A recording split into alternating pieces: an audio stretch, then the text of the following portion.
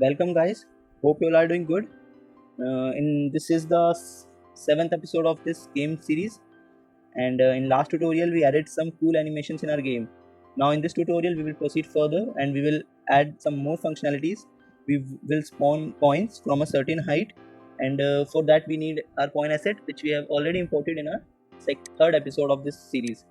And if you haven't watched that episode, please go through the episode of this series. You will get all things clear, and you will get to know about how to import assets in our Unity project. Now, in order to spawn these coins from a certain height, we have to attach a script, and we have to write some code. So for that, I am creating a script: spawn coins.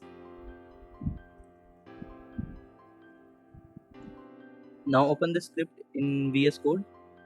You can use other editors also, like Sublime or MonoDevelop, so it's up to you. Now I will write code in VS Code. First of all I will write, then I will explain the meaning of each line.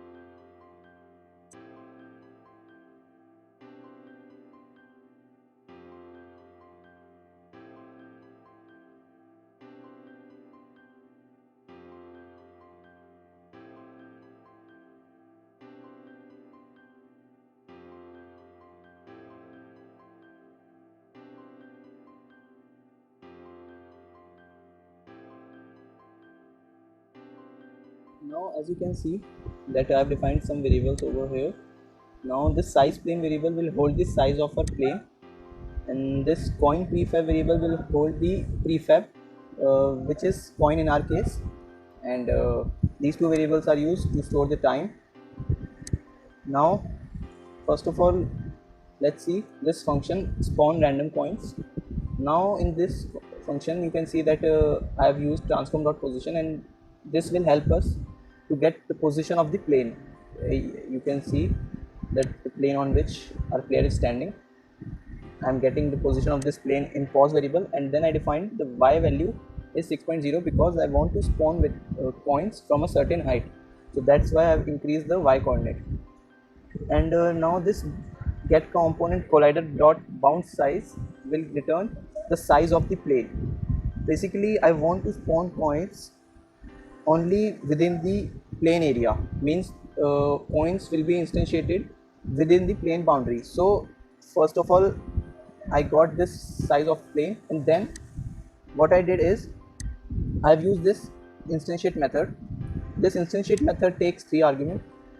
First one is coin prefab, and second one is the position, means the location at which we want to spawn our game objects, and third one is the rotation.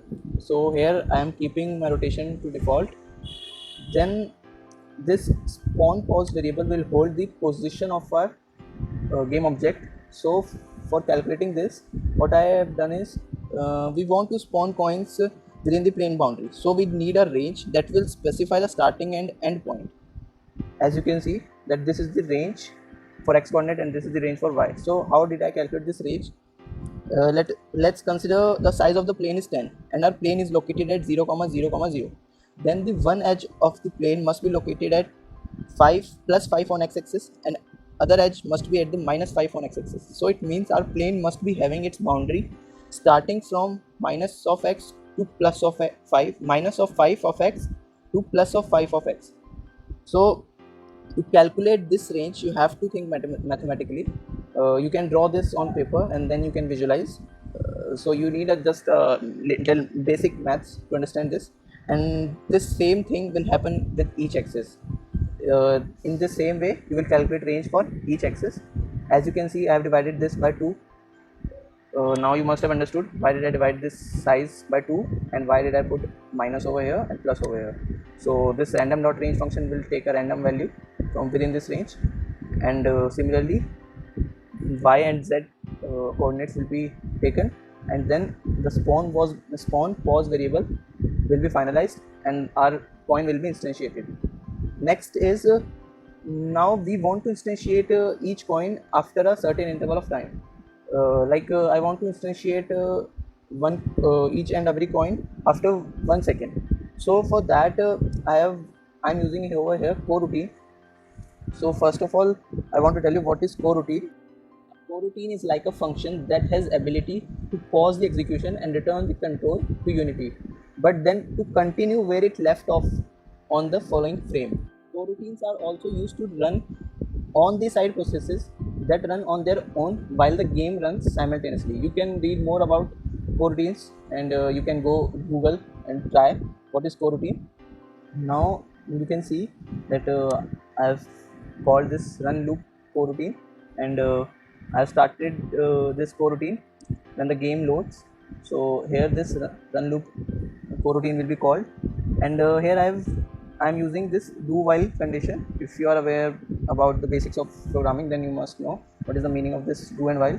So first of all, in this do, this function will be called spawn random coins, which I have explained you earlier, and then this yield return new will be called, and it will wait for 1 second as I've specified here 1f, and then the condition will be checked that whether the time passed is less than the loop duration, because I want the loop to run only for 20 seconds. That's why I've written 20 over here, and in update method function I'm incrementing this time value, and this spawn random coins will be called until this time value is less than loop duration. So when this function spawn random coins will be called, this will wait for 1 second, and after that again this function will be called.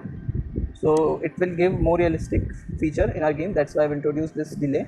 You can decrease and increase according to your need. And now we are done with all things. Go back to Unity. Now we are back in Unity, and we are done with all coding part. Now I will attach my script spawn coins to this ground plane, and you can see there's a slot empty for our coin prefab.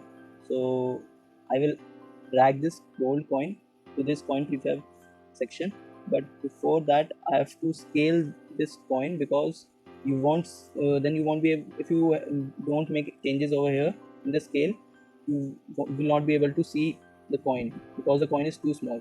So now I will drag this prefab over here, and now just turn off this gold coin which is present in our scene. And now if I play, you can see coins are getting spawned, and you can see the coins are getting spawned at a certain height, but it is not too much high. We have to make changes in the height, and if you have noticed that we made changes in the y coordinate. So I mentioned the value 6. So what you have to do is you have to just assign the value greater than 6 so that the height will get increased. And now if you have noticed that these points are not falling, so this is because I haven't added any kind of physics to this prefab. So this is the reason. That's why our coin is not falling. So what we have to do, we have to just add a component, rigid body component. This component adds physics to our game object. So now you can see that I have added this component, and just change this drag value. This drag value is the air resistance. So if you increase the air resistance, then the coin will fall with lesser speed. So just save it, and now if I go back over here and play this game again, as you can see the coins are falling and the speed is too low. So you can make changes. You can decrease drag value, the physics body component. So that's all for this tutorial. and we wrote some code, and we spawned our prefab during runtime. So you have seen that how to write code and how to use instantiate method and how to create prefabs. And in next tutorial we will see how to add physics and how to apply colliders, so that we can score whether whenever the coin collides with the player. And there are many other features which we will learn in next episodes. So if you have any doubt in this tutorial and any other tutorial, you can ask me in the comment section. And please, I request you to watch our videos from the beginning, because if you want to learn basics of the Unity 3D, you need to see these videos from the beginning of this series. And at the end of the series you will be having a very good knowledge of Unity 3D. And you have any doubt, you can ask me. You can also connect us on Instagram. And thanks for watching.